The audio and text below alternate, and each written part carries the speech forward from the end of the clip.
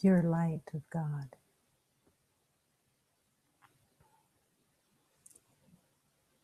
Where is this pure light?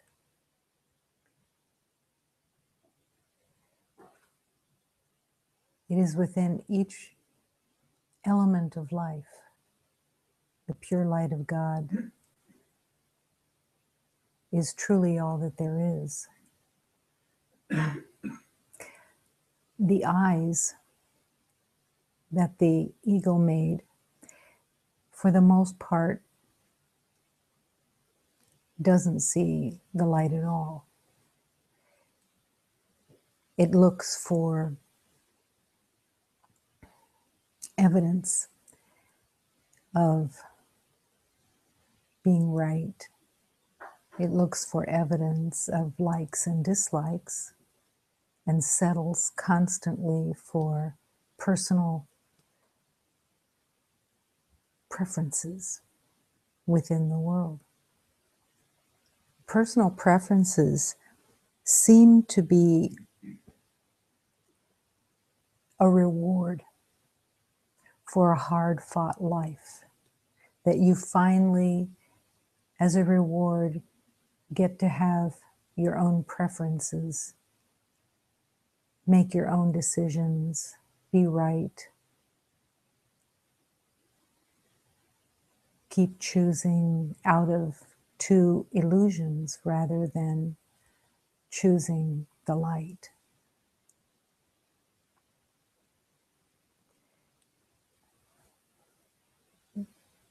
The game that the ego plays is anything but straightforward. You want something to be direct, something to be straightforward, to be clean and aware, easily aware. The ego will not provide that in any way. To be straight, to be straightforward, open-minded, is something the ego can't even comprehend.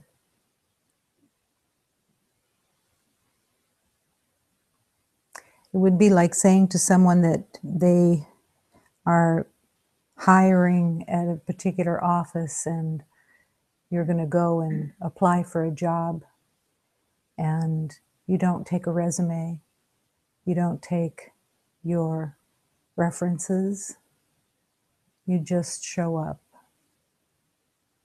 Straightforward, nothing to prove, nothing to get. But if you were standing there at that office without your resume, without your references, everything in you would be screaming to turn and run, to leave before the foolishness of your showing up without would be found out. Straightforward would be the Holy Spirit saying, show up at that job without your papers, without your proof.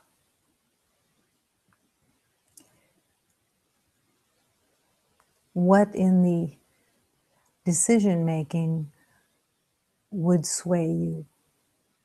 The trust in God's direction or the fear of this not being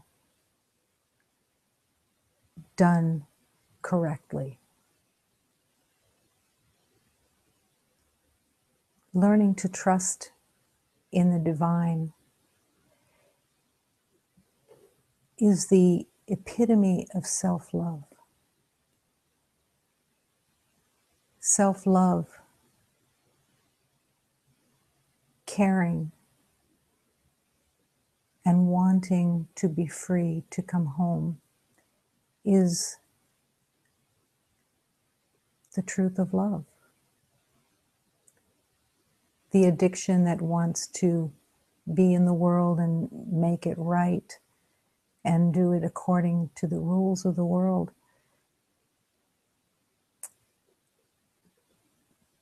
there is no love there.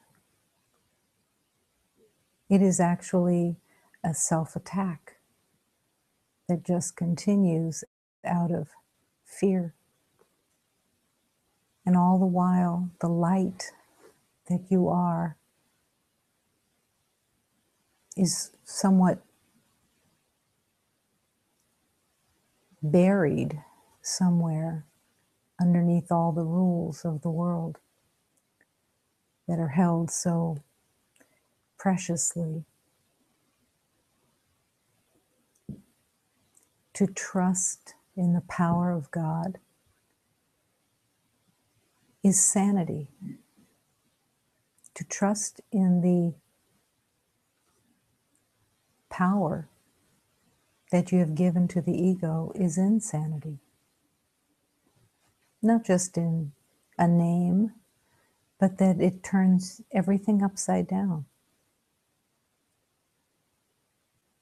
Imagine being in love with everything and having no preferences. The preferences,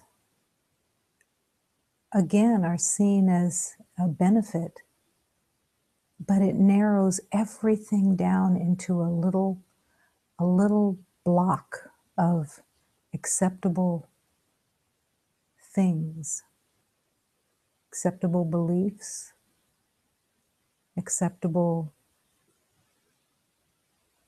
feelings, acceptable thoughts, acceptable likes and dislikes within the world. It's a settling that has no redeeming value except to give you the satisfaction of being right as an ego.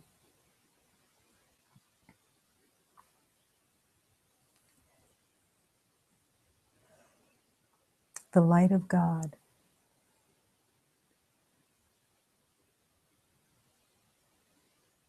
just the words don't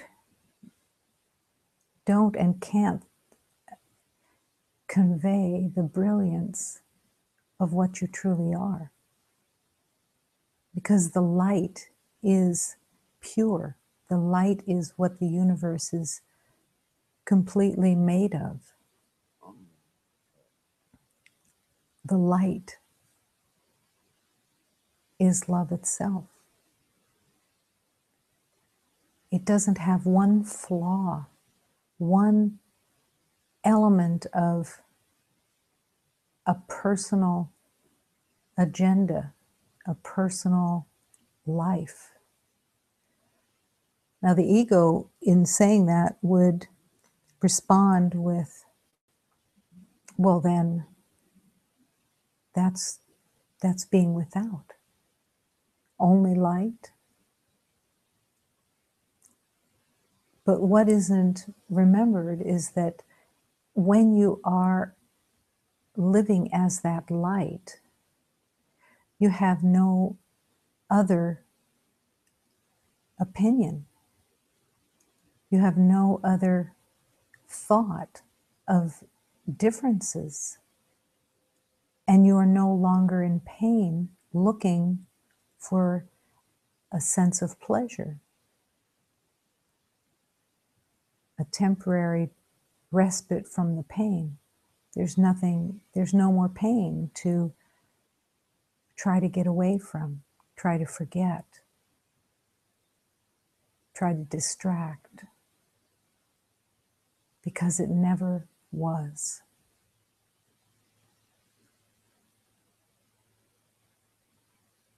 In the light, which is all purity and all love and eternal,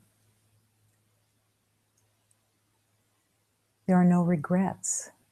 There is no doubt. There is no comparison and no judgment. There's nothing to judge. All of love is equal, divine, equality for all eternity. And the mind is finally still. The mind is resting in God, returned to the light. Only love is real. You are the light of love.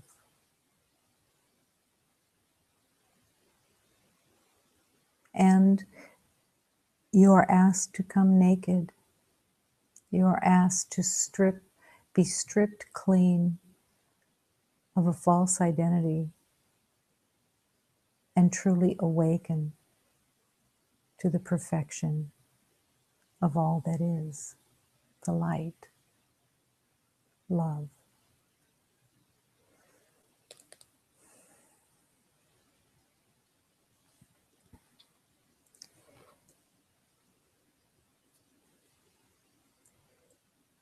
Hymns and prayers have a holy purpose of triggering within each beloved a memory of truth. When a hymn is being sung, all the beings that brought it into manifestation are present also, offering healing, offering comfort, offering truth. How blessed is all of humanity that all beings of light and love serve humanity's remembering.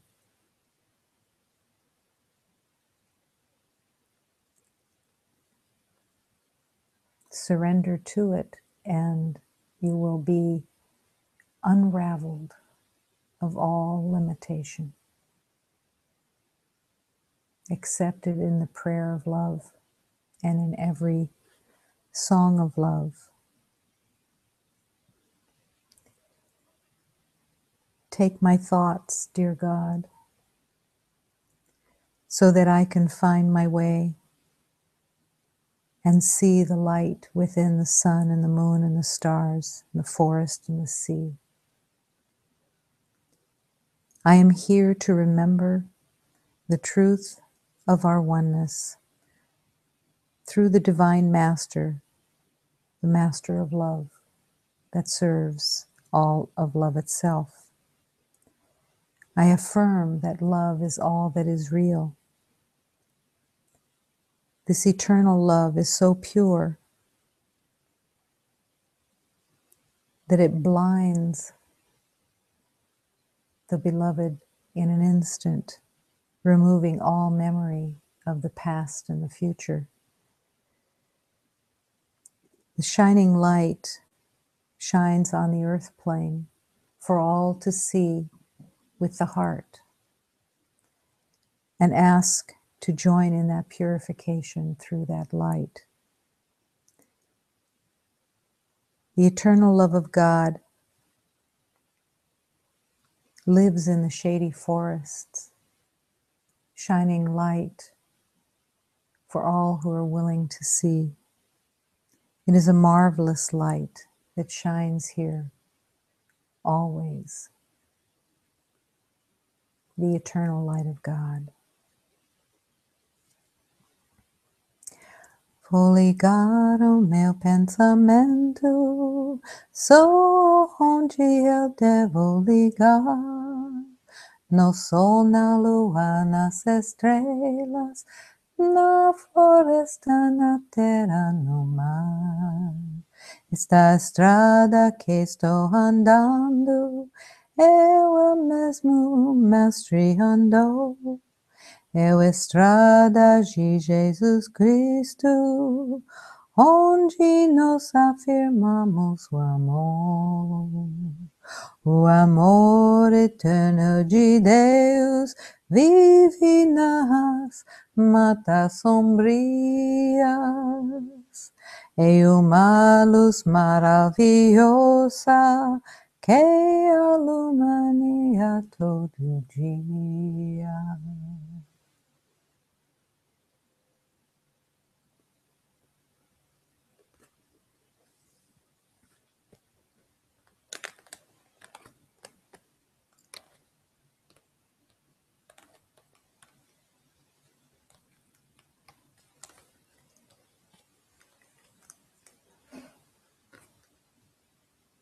Those divine beings that came with that hymn are here.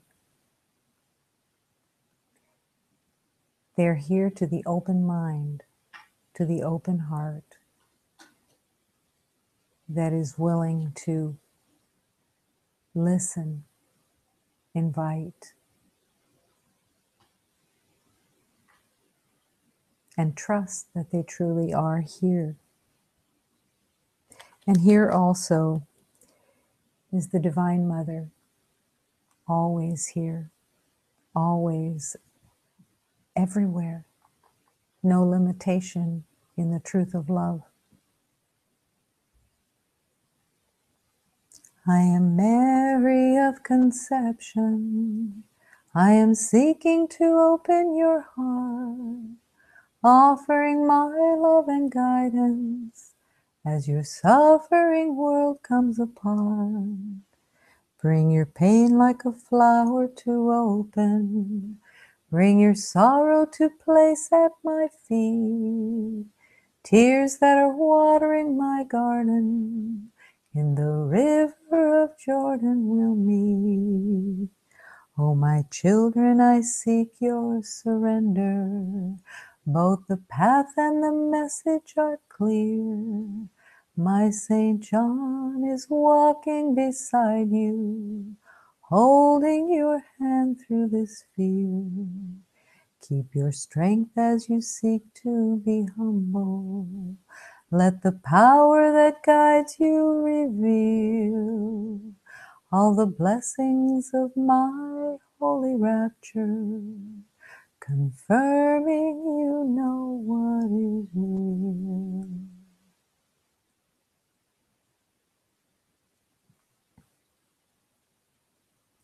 Bring your pain like a flower to open. Sometimes the pain is obvious. Sometimes it's so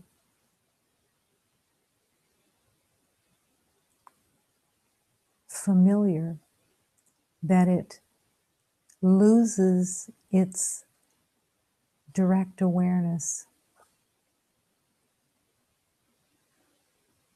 You become used to believing in pain.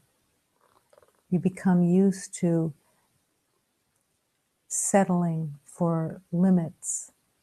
That's one of the reasons when you settle for limits, why likes and dislikes become so important to the ego structure, because the likes and the dislikes are like the belief that this is your place of rebellion. You decide what you like. You decide what you don't like. You decide what is right. You decide what is wrong. And it gives you a sense of being in control and in satisfaction that you have decisions that take care of you. But what isn't recognized is that all those decisions keep putting you back into a little box of your own personal preferences and your dislike and rejection of other things. But there's such a pride in it because it says, look at me, I'm making decisions. I know things. I know what's right. I know what's wrong. And even in those small ways of using the senses which belong to the ego, sense of smell, sense of taste, sense of feel, what you see, all of it is a battleground with reality. The reality that everything is perfect. When you surrender the senses to the Holy Spirit, to God, you have the opportunity for the senses to no longer be in charge. Because even though you think that you are making the decision, it is actually the senses that are given the decision making. You're still following the ego completely, because the ego is telling what the senses see, what it smells, what it tastes, what it feels. And then you react to what those beliefs are. So it is still the prison. It just for a little bit looks like you have freedom in choice. But you're only making a choice between two illusions, using the illusions of the senses. To be free of the senses is to be at peace, to no longer listen to the ego's assessment of what is good and what is bad, but following the way of love, the way of God. Bring your sorrow to place at the feet of the Divine Mother. But can you see the sorrow that has been believed in and has been stuffed away through seeking pleasure? The seeking of pleasure is the trying to get away from pain, trying to get away from the self-hatred that the ego professes is true, surrendering everything into the hands of God, no longer willing to be believing in sorrow, believing in pain, believing in differences, all of it, not the truth, not at all. My St. John is walking beside you, holding your hand through this fear. Open to the comfort that is yours through the divine guides that are so wanting and willing to serve you, to show you the way to truth. They're standing with you, they're following, they're leading, they're whispering. Let them in and let them teach you the truth moment to moment.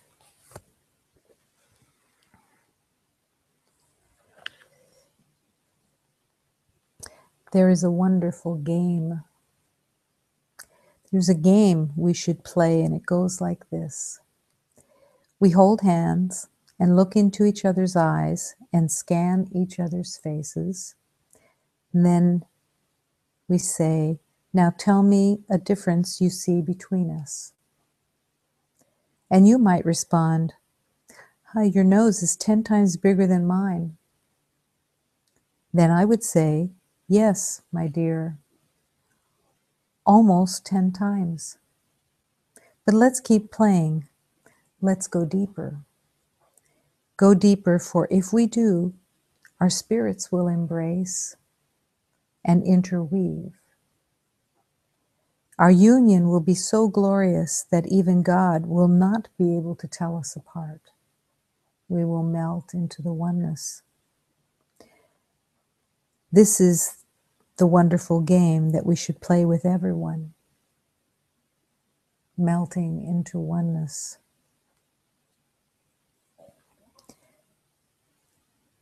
If someone asks you what the difference is between how you look and how someone else looks, what is the answer? What is the purpose? The only purpose of that everyone looks different is to give the ego ammunition to be able to say, you see, look at the differences. You can see them, but they're not true. All of these faces, all of these identities will all disappear. You've already worn 100, 1,000, 10,000 different costumes, and you weren't any of them. Your divine spirit is whole and complete. And the body identity has no meaning to it other than the meaning you are giving it. And that is an easy supply of either self-hatred or criticism, judgment, and of course, on the other side, pride. Pride that you look younger than the years that you have on your driver's license. You look younger. What does that mean when you think or someone says to you, you look younger? What does it mean if somebody says you look older? Does it change the truth of your divine self? Does it mean anything other than it gives you a high? It gives you a high that you have some magic specialness of looking younger than someone else of the same age. And where does it stop? What is good? What is bad? What is right? What is wrong? It's all to keep you in pain and suffering. Only that. Tell me the difference you see between us. When you're looking with your heart, you see no differences. It means nothing of how someone's appearance is. Every single identity has been taken as an expression of separation. It proves that the ego is right. We're all different. But it doesn't. It can't. Because all that is real is the divine light, the spirit within. And that spirit holds within it the wisdom of the universe, the love of all creation, the power of all planets. All the power of the universe is within you. Nothing is missing, and you are eternal, and there is no death. This costume will fall away.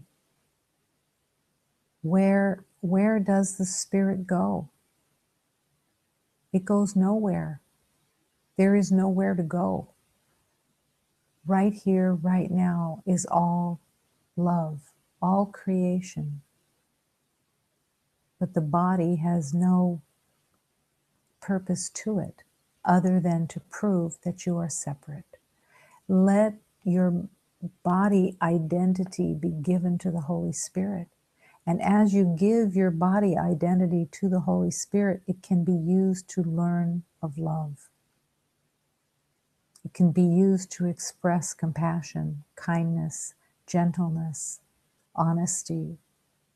It will come through the body and it will be seen with a light of truth because you're offering only truth.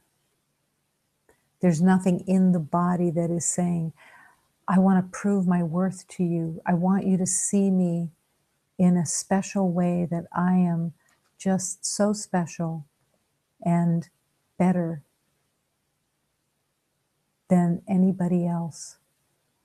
It's all smoke and mirrors. It has no value at all because it has no truth. How can the perfection of God be less than perfection? But it's embracing that divine spirit and letting go of everything that the illusion has made. Conflicting wishes. This is the ego's domain. Conflicting wishes, conflicting wills. Conflicting wishes cannot be your will. It cannot be your will because your will is God's will. And there are no conflicting anything in the truth of love. So what happens when you have conflicting wishes? On one hand, you have your spiritual journey that you've said yes to, and then on the other hand is all of your likes and dislikes and opinions about everything, and this becomes a conflicting wish. Except that the truth of love doesn't compete. It is. And so then you're left with conflict and likes and dislikes and your little world. But then in that little world, you don't remember your divine truth of being one with God. So putting all conflicting wishes into the hands of God and joining your will with God's will, that's the purpose of the journey. You can believe whatever you think you know, but there is no other will but God's. And why waste time? Why waste another day on conflicting wishes and beliefs of separation? The beliefs of separation are a never-ending in the world. They continuously grab every beloved in judgment, every beloved in opinions. And yet you can choose not to. You can choose to let go of the conflicting ideas and opinions. What will you be left with? That's the question.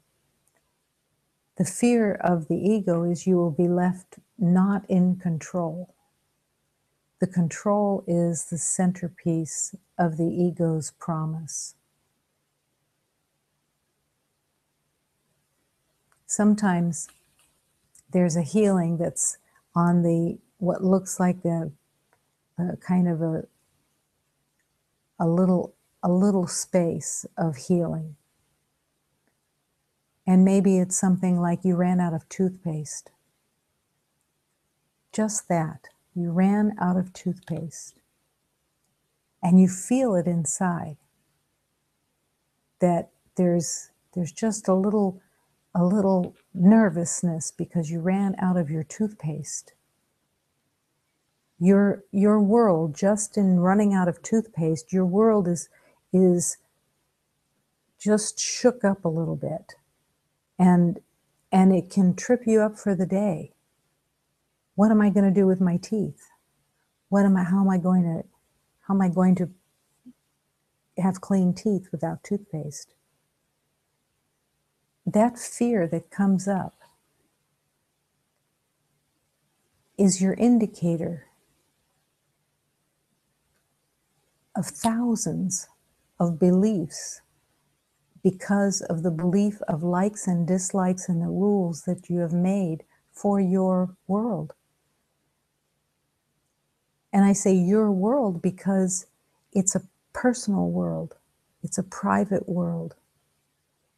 It's a world that has your rules in it that you believe keep things in balance. Except all of the tiredness, all of the dispiriting, where you feel so tired, where you're dragging. It's not a physical, it's your thought system, it's you're feeling that you're not as in control as you should be. And you have to work so hard at keeping everything in control. You have to work really hard at everything being in its proper place.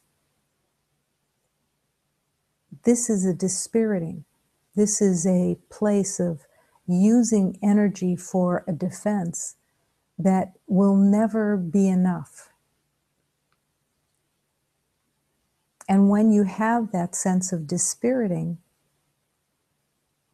that you can't get enough control over something, it generates more fear. And the fear is fighting with the wanting to be in control. This is the vicious cycle. You ran out of toothpaste. By running out of toothpaste, you actually have the opportunity to see that toothpaste is not your God, that it does not keep your world sane. It does not hold everything in place. How you get dressed, same thing. What are you dressing for? Are you dressing because your guidance has called you to dress in a certain way so that you're warm, or to prove an image, an idea? It's all, what is it for? And if that question isn't being asked, isn't being contemplated, then the Holy Spirit can't open those doors. Then your attachment to keeping things in order stays in charge. And the tension stays, and the dispiriting stays, because you believe that without the control, you're in danger. You ran out of toothpaste. You can't find your hairbrush. You can't find your car keys. You can't find your shoes that go with what you were going to wear. All of these things have reactions, and you can tell by how you react what your beliefs are. That's what is the healing, is the being able to see, what do I believe these things mean for me? How do they figure into that I think my life is held in balance by these things, when none of these things have anything to do with peace or harmony in the truth of the light that you are. But this is the questioning. You have an idea of what a friend is supposed to be like. A friend, you have decided that a friend has a certain set of qualities and a certain set of obligations and a certain set of loyalty, and is expected to agree with you or boost your beliefs. What is a friend? These are all made up ideas of another beloved. And if you believe that that friend has an obligation or is supposed to make you feel that you are wanted, this is also, it's made up. What would there be to be wanted when you are the perfect wholeness of God? When you have everything, when there is absolutely nothing to gain from someone, to offer your love to every beloved, to serve every beloved in the name of love itself, without any expectation of agreement. Is that what's possible, or is the name of friend or the name of sister, brother, mother, whatever it is, Whatever role that you are giving to anyone has a price to pay in the world of the ego. You have an expectation of each one to behave as that role in the fantasy says. So everything that you've read about what a child does, even an adult child, and you have an expectation of how your children should treat you because you are the parent and they are the child. And they don't treat you that way. And you believe that means something, that you are missing something, that they are taking something from you. But you are everything. You can't be without. No one can diminish you or make you more. You are already everything as the light of God. So all the games that the ego plays in all those small ways, including running out of toothpaste, whatever it is, it's the choice between the truth of love, that you are everything whole and complete, and that there is nothing in the world that makes you more or less or controls anything.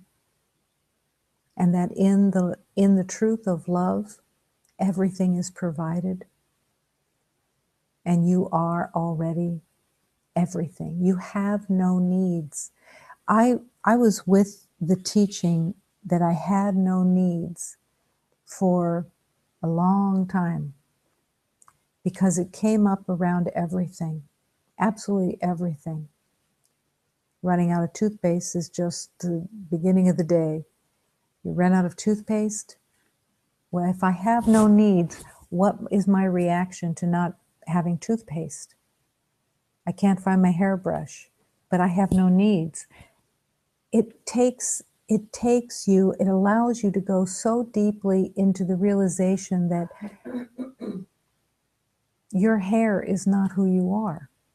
Your teeth are not who you are or what you are. Does that mean that you never brush your hair again? Probably not. But it's the attachment to it.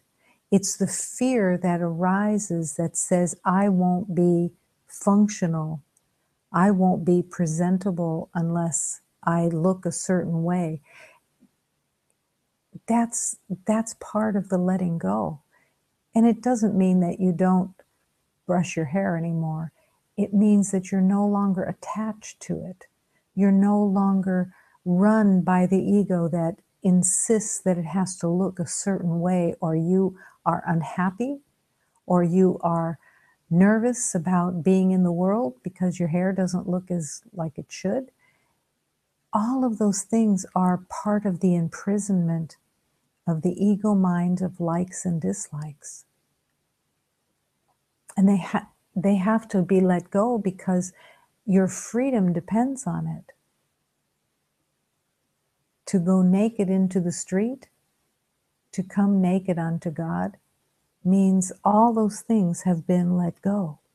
They've all been surrendered to God so they can be used for love, but that you're no longer a slave to it, whatever it is. Friendship, roles, family roles, how parents should behave with children, how children should behave with parents, what their expectations are, what they get from each other.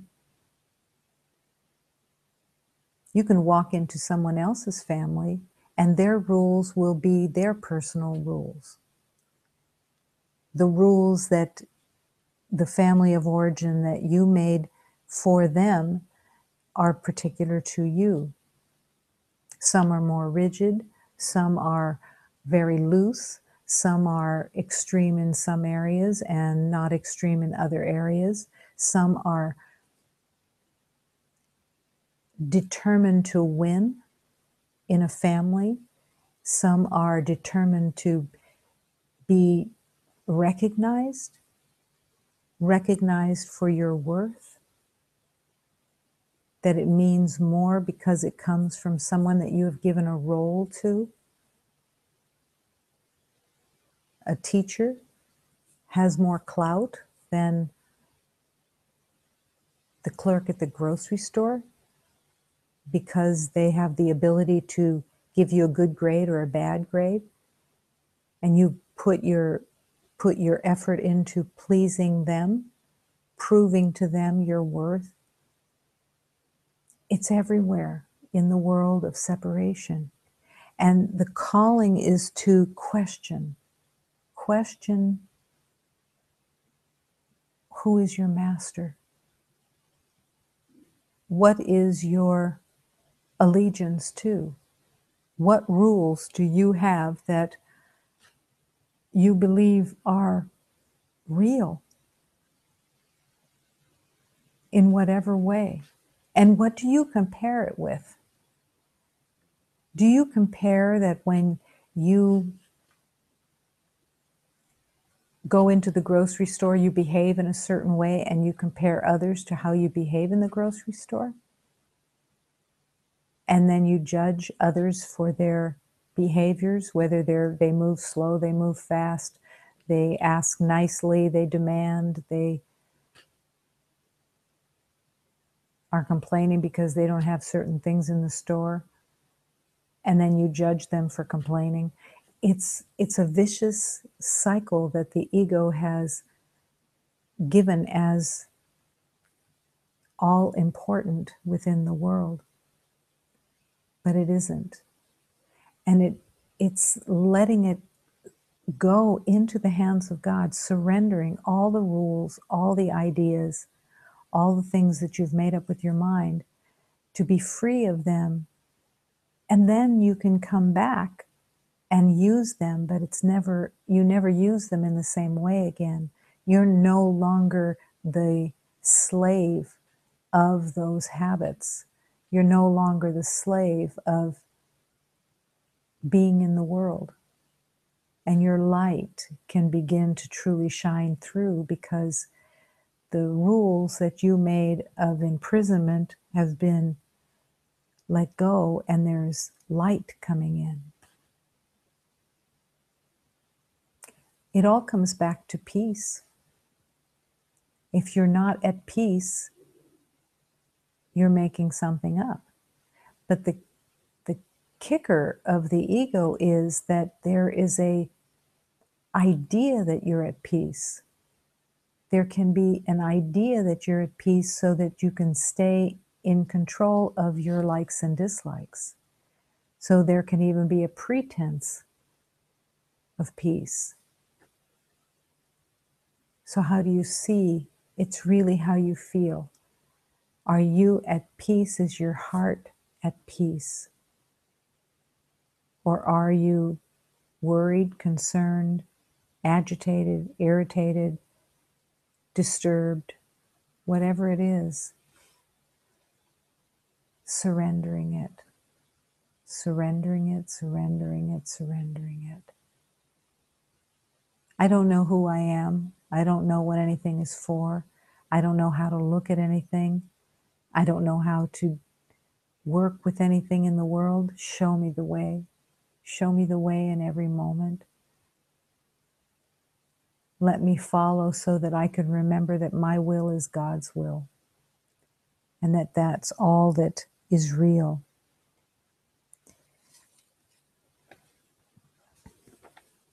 I pull this prayer out again. Before you speak to me about your spiritual path, first show it to me with how you treat others. Before you tell me how much you love God, show me in how much you love all His children. Before you preach to me of your passion for your faith, teach me about it through your compassion for all relationships. And in the end, I am not as interested in what you have to tell or sell as in how you choose to live and give. That can be the everyday life, that every thought either brings peace or war. But it's the place of learning to recognize that when you believe you're right, when you are demonstrating your likes and dislikes and living by them all the time,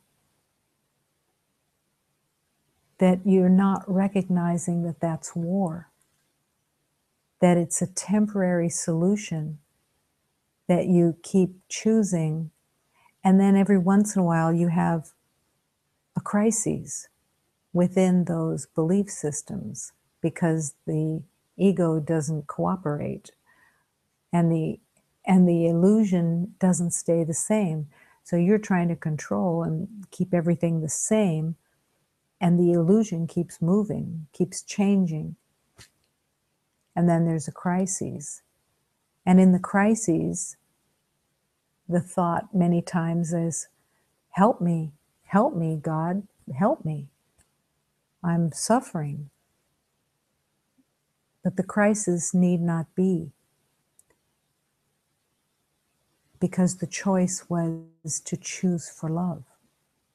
And then the crises don't exist because you don't recognize them as likes or dislikes or good or bad, right or wrong.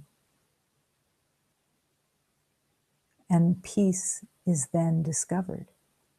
The true peace that is always there in everyone and for everyone. You are the light of God. Let your light shine. Let it shine through and be all that there is. And within it, that peace that has nothing to prove, nothing to get, nothing to win, nothing to protect, because you are the light of God. And that's all that truly exists. Choose only between reality and illusion. And when you choose reality, you will find peace, because peace is what you are.